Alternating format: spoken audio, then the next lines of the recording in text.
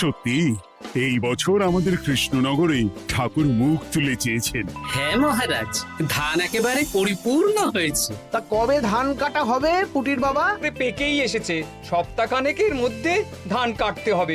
বেশ বেশ, তাহলে তো ভালোই হলো। এই মাসের শেষের দিকেই তো নবাব বাহাদুরকে শস্যের খাজনা পাঠানোর কথা। হ্যাঁ মহারাজ, এবারে নবাব বাহাদুর খুশি হবে। ঠিক বলেছ গোপাল।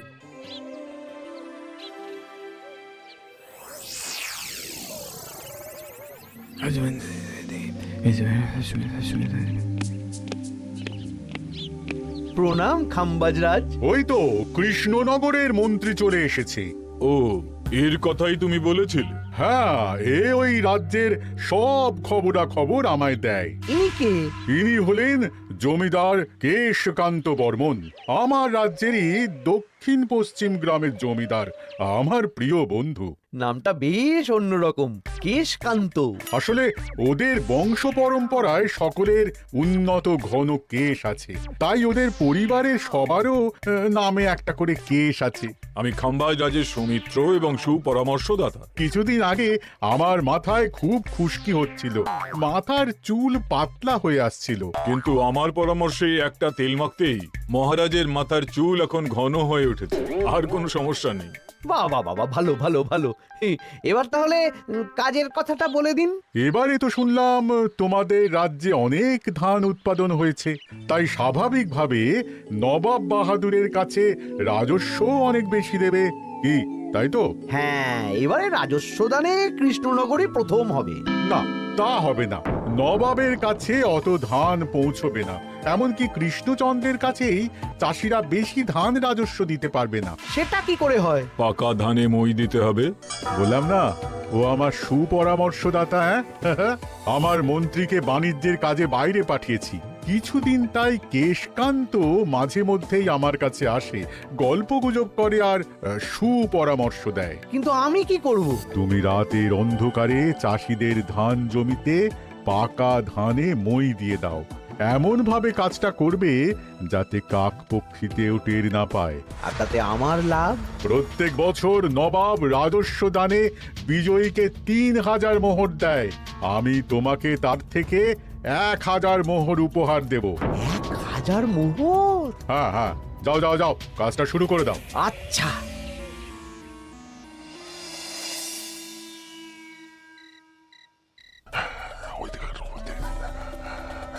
তাহলে আর দেরি কেন?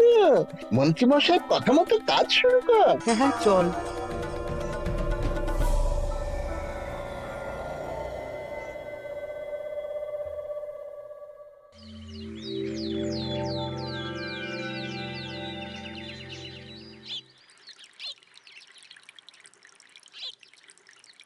এবারে তো চাষাবাদ বেশ ভালোই হয়েছে। আশা করি নবাব বাহাদুরের কাছ থেকে এবারে আমরাই পুরস্কার পাবো। হ্যাঁ মহারাজ, সারা বাংলায় কৃষ্ণনগরের মতো উৎপাদন এই বছরে কোথাও হয়নি। সর্বনাশ হয়ে গেছে মহারাজ, সর্বনাশ হয়ে গেছে। কি সর্বনাশ হয়েছে গো পুটির বাবা? গতকাল রাতে আমাদের সব জমির পাকা ধানে মই দিয়ে দিয়েছে। সে কি? এবার আমরা কি করব মহারাজ? কাদের কাদের জমিতে হয়েছে এসব? যেই জমিতে তাকাবেন সেই জমিতেই এই কাণ্ড, ধান ঝরে সব মাটিতে পড়ে আছে। এবার আমরা কি করব? হায় হায় হায়, এবার আমাদের রাজ্যের কি হবে? নবাব বাহাদুরকে তো জবাব দিতে পারবো না। বড় বিপদ হয়ে গেল, রাজ্যে গ্রহের প্রকোপ নেমে এলো। ও, আর কদিন পরেই আমার টেকে আসবে 1000 মোহর। ঠিক আছে, তোমরা সবাই এখন বাড়ি যাও। না, আমার মন মেজাজ ভালো নেই।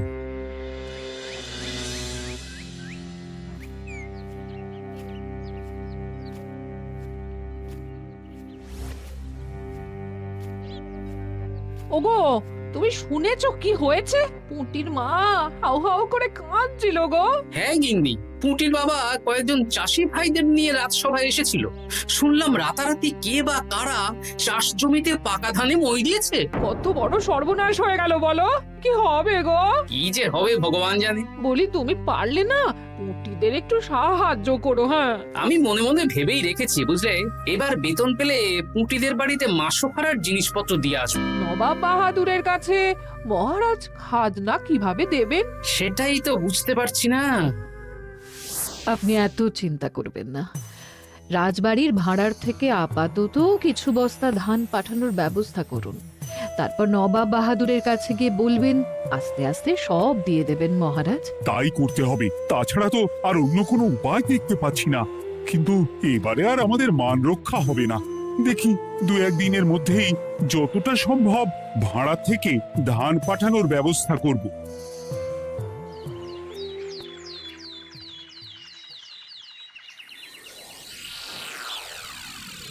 এই বছর 10,000 বস্তা ধান রাজস্ব এসেছে খাম্বাজ রাজ্য থেকে, 7,000 বস্তা ধান এসেছে বর্ধমান রাজ্য থেকে, আর মাত্র 100 বস্তা এসেছে কৃষ্ণনগর থেকে।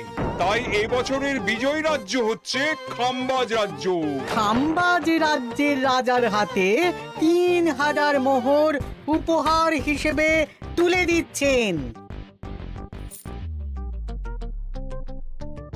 আর কৃষ্ণচন্দ্র, তোমার রাজ্যের এরকম হাল কেন?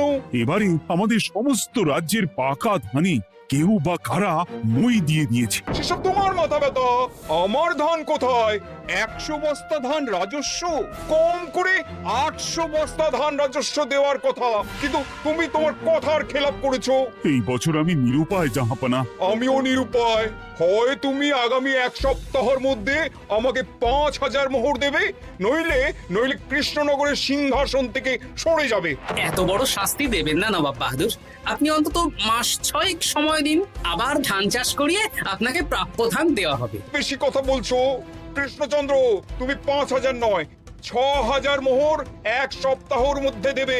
বেটা গোপাল বেশি পাকা, অত কথা বলতে কে বলেছিল? গোপাল, এটা তুমি কি করলে? হায় হায় হায়! সর্বনাশের সময় যখন ঘনিয়ে আসে, তখন বিপদের ওপর বিপদ এভাবেই আসে। আমার পাওনা।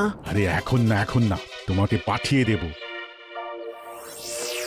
ওই দেখুন, খাম্বাজ রাজের সাথে কথা বলছে। এখন বেশি কথা বললে কৃষ্ণচন্দ্র আর গোপাল সন্দেহ করবে। চলুন তো দেখি ওখানে গিয়ে কি কথা বলছে। কি কথা বলছো মন্ত্রী? মন্ত্রী আমায় বিজয় অভিনন্দন জানাচ্ছিল। বিজয় অভিনন্দন তো উপহার পাওয়ার সময় জানাতে পারতেন মন্ত্রী মশাই। যাই হোক, আপনাকে তো ঠিক চিনতে পারছি না। আমার নাম কেশকান্ত, আমি খাম্বাজ রাজ্যের দক্ষিণ পশ্চিম গ্রামের জমিদার। কেশকান্ত আমার বিশেষ বন্ধু। আপনার কেশ নিয়ে বেশ ভাব দেখছি। হ্যাঁ, ওই কদিন আগে তো খাম্বাজ রাজের মাথার চুল পাতলা হয়ে আসছিল, খুশকি হচ্ছিল আর কি। তো ওনার পরামর্শে একটা তেল মেখেই তো খাম্বাজ রাজের আবার ঘন কালো চুল ফিরে এসেছে। কেশকান্ত জমিদার হতে পারে, কিন্তু ওর অর্থনৈতিক অবস্থা তাবর তাবর রাজাদের থেকে অনেক ভালো। কয়েক হাজার বিঘা জমির মালিকও, তার সাথে চুলের তেলের ব্যবসা করেও হাজার হাজার মোহর রোজগার করে। এই, এখন চুল নিয়ে চুলোচুলি না করে চলো কৃষ্ণনগরে ফিরি। এমনিতেই মন মেজাজ খারাপ, 1 সপ্তাহের মধ্যে আবার 6,000 মোহর জোগাড় করতে হবে। হ্যাঁ, চলুন চলুন।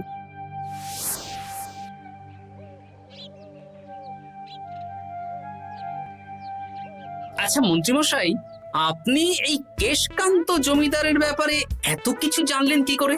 ওনার সাথে তো আমাদের আজই প্রথম দেখা। হাওয়ায় কত খবরই ভেসে আসে, সেরকম আমার কানেও এসেছিল। এসব বাদ দাও। গোপাল, মন্ত্রী, দুজনেই ভাবনা চিন্তা করো কিভাবে 6,000 মোহর জোগাড় হবে। পাকা ধানে মই পড়লো, এখন আবার এত বড় বোঝা। আমার কাছেও মহারাজ বেশি অর্থ নেই, সব মিলিয়ে মিশিয়ে ওই 150 থেকে 200 মোহর মতো আছে বাড়িতে। যদি বেশি থাকতো আমি আপনাকে নিশ্চয়ই সাহায্য করতাম মহারাজ। তাও করতেন কিনা সন্দেহ। তুমি চুপ করো। মন্ত্রীমশাই ওই লোকটাকে জানলো কি করে? এই লোকটাকে তো আগে দেখারই কথা না। না, ব্যাপারটা নিয়ে ভাবতে হবে। চলুন চলুন।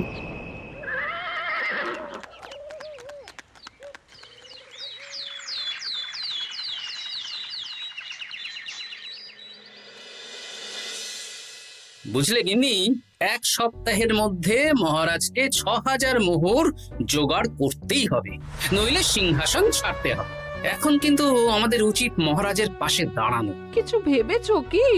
আপাতত আমার বিয়েতে পাওয়া আংটি বন্ধক রাখবো, আর তুমি যদি হ্যাঁ হ্যাঁ, আমার যে দুটো গয়নাগাটি আছে ওগুলো বন্ধক রাখো, পরে আস্তে আস্তে ছাড়িয়ে নেবো খন। দেখি বাকি সভাসদদেরকেও বলবো, যে যতটা পারে, তারপর ভগবানই ভরসা।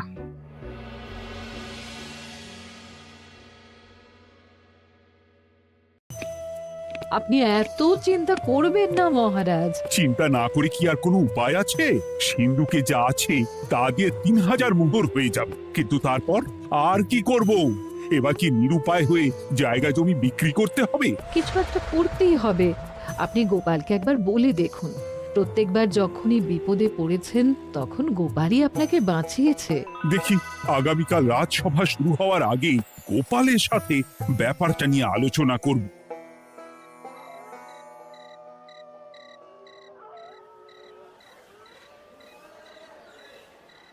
এই যে শেখরা, কি করছো? এই তো, বলুন। শোনো, আমার গিন্নির জন্য একটা হীরের হার বানাতে হবে, ওই 1000 মোহরের মধ্যে। 1000 মোহরে তো হীরের নাক, কান, গলা, হাত, পা সব গয়না, এই সব গয়না হয়ে যাবে মন্ত্রী মশাই। তাহলে বানাও, এই নাও 1000 মোহর। ওরে বাবা, মন্ত্রী মশাই, 1000 মোহর! এই মন্দার বাজারে এত মোহর কোথায় পেলেন? গতকালই তো বললেন আপনার কাছে 150 থেকে 200টা আছে। সে যেখান থেকেই পাই, তাতে তোমার কি? না, আমার কিছু না। শেখরা, আমি কয়েকটা গয়না বন্ধক রাখবো। দেখি কি আছে। এই সব মিলিয়ে এতে আমি 15 মোহর দিতে পারবো। বেশ, তাই দাও। আমি আমি ধীরে ধীরে শোধ করে গয়নাগুলো ছাড়িয়ে নেব। হ্যাঁ, মন্ত্রীর ব্যবহারগুলো বেশ সন্দেহজনক লাগছে। দেখি, গুপ্তচরকে কাজে লাগাতে হবে, মন্ত্রীর পিছনে ছায়ার মতো লেলিয়ে দিতে হবে।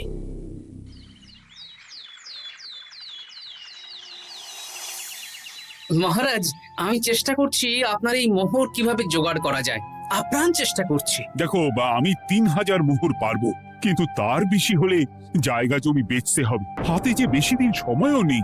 আচ্ছা মহারাজ, দেখছি। তবে মন্ত্রীমশাই চাইলেই আপনাকে 1000 মোহর দিয়ে সাহায্য করতে পারতেন, কিন্তু উনি তা না দিয়ে ওনার গিন্নির গয়না বানাচ্ছেন, হীরের গয়না। দেখি, মন্ত্রী তো কালকেই বলল ওর কাছে 150 থেকে 200 মোহর আছে মাত্র। 1000 মোহর কোথা থেকে পেল? সে উনিই জানেন, তবে তার খবর খুব তাড়াতাড়ি আশা করি পেয়ে যাব মহারাজ।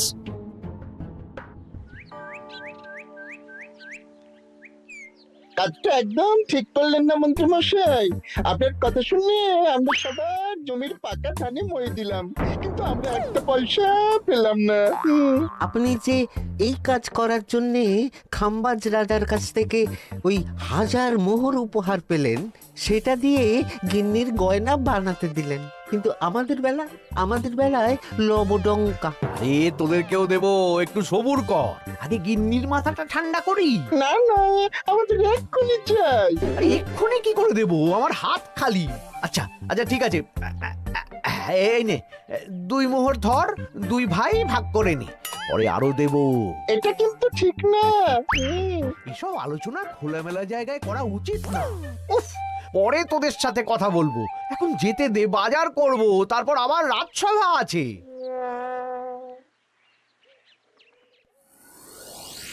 আচ্ছা, এই ব্যাপারটা মহারাজকে আর গোপাল দাদাকে জানাতে হবে।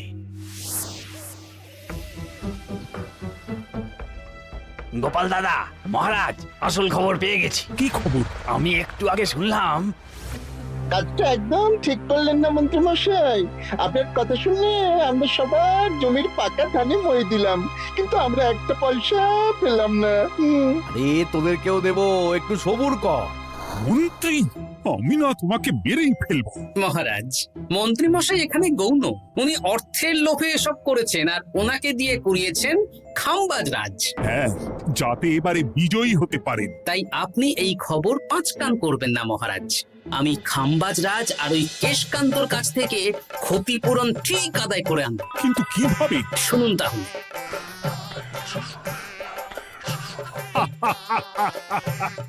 দারুণ বুদ্ধি। তাহলে এখন আসি মহারাজ, কাউকে কিচ্ছু বলার দরকার নেই। আপনি শুধু আগামীকাল সন্ধেবেলা খাম্বাজ রাজের দরবারে চলে আসুন, পারলে নবাব বাহাদুরকেও সঙ্গে করে নিয়ে আসুন। হ্যাঁ,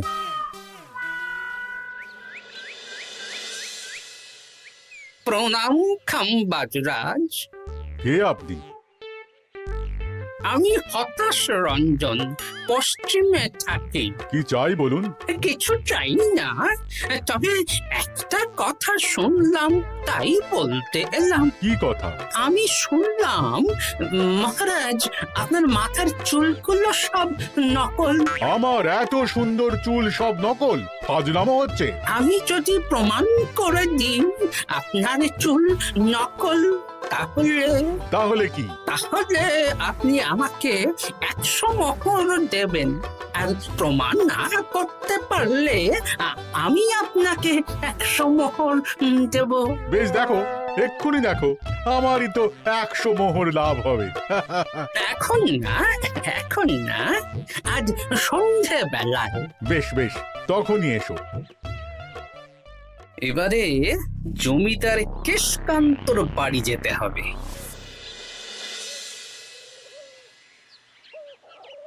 জমিদার মশাই বাড়ি আছেন? কে মশাই আপনি? আমি হতাশ রঞ্জন, পশ্চিমে থাকি।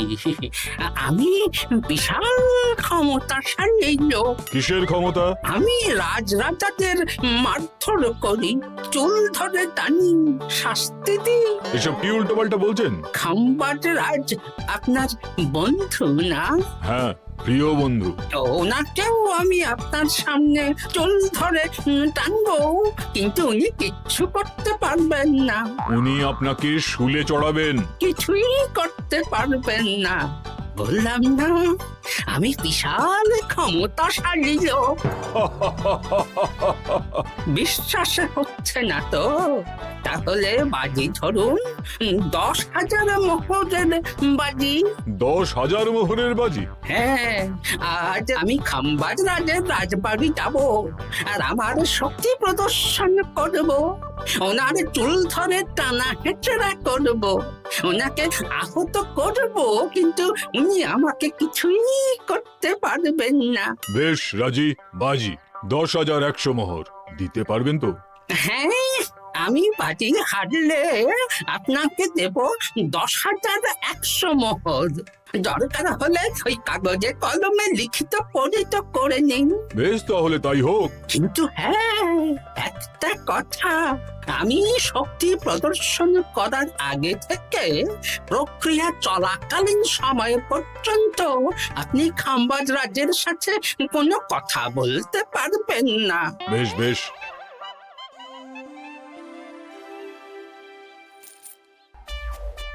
তাহলে শুরু করি। শুরু করো। এবার আমি প্রমাণ করেই ছাড়বো।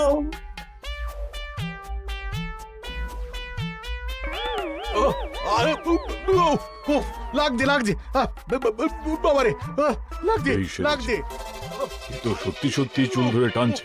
লাগছে লাগছে, বাবারে, বাবা। ওরে বাবা রে বাবা, কি শক্ত! এ কি, খাম্বাজরাজ কিছুই তো বলছেন না? তাহলে কি আমি হেরে গেলাম? না না খাম্বাজ রাজ, আমার ধারণা ভুল, যা শুনেছি তাও ভুল। এবার বিশ্বাস হলো তো? দাও দাও, এবারে 100 মোহর দাও। দিন কেশকান্ত মশাই, আমাকে 10,100 মোহর দিন। এ কি, ও তোমাকে 10,100 মোহর কেন দেবে? ওনার সাথেও তো বাজি ধরেছিলাম। কি বাজি? আপনার এখান থেকে বেরিয়ে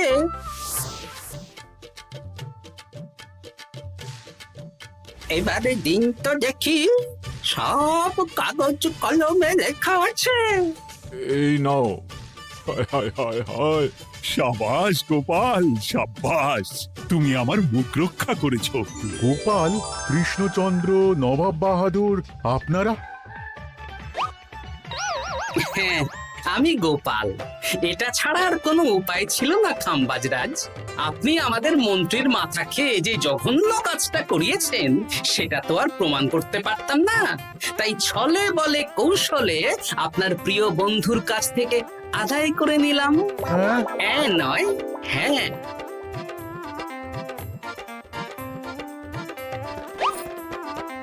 এই নিন মহারাজ। এতে কত মোহর আছে? 10,100 মোহর। এর থেকে 100 খাম্বাজরাজকে দিন, 6,000 নবাব বাহাদুরকে, আর বাকিটা আপনার কাছে রাখুন। এত ধান নষ্ট হলো। কৃষ্ণচন্দ্র আমাকে সবটা বলেছে, আর ওর মন্ত্রীকেও নিয়ে এসেছি। ধোলাই খেয়েই সব বলে দিয়েছে। এই কে আছো? কৃষ্ণনগরের মন্ত্রীকে নিয়ে এসো।